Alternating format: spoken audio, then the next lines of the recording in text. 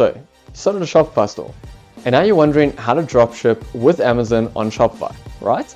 And there's some clear-cut benefits, and some of those benefits are just faster shipping times, better customer satisfaction, and there's certainly a sense of quality products that you can find on Amazon as well. Now, that may not be true for every single product, but it does give you some level of surety. And I'm Eugene D'Souza from Sparks Play Media, bringing you the best tips, tools, and strategies to help you reach more customers, growing your business with digital commerce media. So in this video, you'll learn how to dropship with Amazon on Shopify. If you're interested in learning how to do that, let's head over to the following video. And before we get there, quick disclaimer. Before we get into that video clip, I have to share with you that the clip that you are about to watch was actually taken from a full free mini course that I released right here on YouTube. And that free mini course is all about how to start and build and grow an online store using Shopify. So if you're interested in learning more about that full course, I'll go ahead and I'll link to that in the YouTube card above as well as in the description below.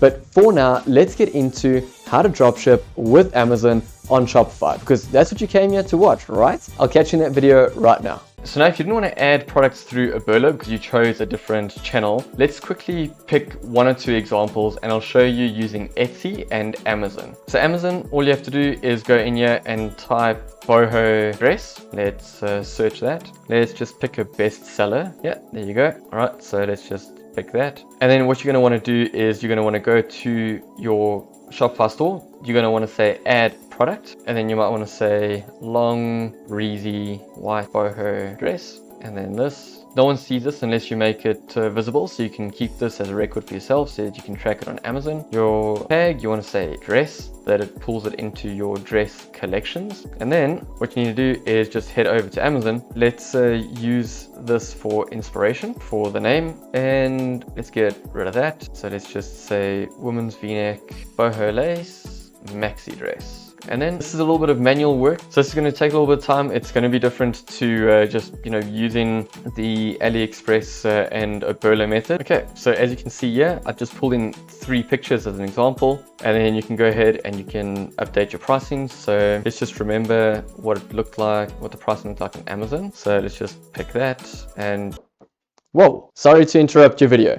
I need to quickly ask you a massive favor. Yes, I know that we're only getting to know each other right now, but that favor is, can you please go ahead and like this video, drop a comment, and hit the subscribe button so that you're notified when more helpful tips, tools, and strategy videos are released to help you grow and make sales online. I really appreciate that. Sorry for interrupting your video. Let's get back to the tutorial. Your different sizes are potentially going to impact your price. So a medium white is going to cost you $44.99. If that's your cost, then you just add on, work out your margins. I'm just going to pick one out of thin air for the meantime. And just for example's sake, do not do this. This is just as an example. Create your own description. Don't be lazy and take a shortcut like this. This is just to show you that there's something there. So if our cost is 45, let's just make our sell price $89.79 compared to $109.97. There we go. And then what we want to do, because we've got different colors, you want to add in multiple options. So let's just say red dress, green dress, white dress. And you're going to have to go and create options for all of them, because you're going to have a red dress small, you're going to have a red dress medium, for example. So just take that into account when you do this method. It does take a lot more work. You want to go ahead and you want to mark it as active. Say save. Okay, and now if you just want to preview what it looks like, you can click preview. It'll open it up in a new tab and we'll see what it looks like. So yeah, you can see red dress, small, medium, large, green dress, small, medium, large, white dress, same.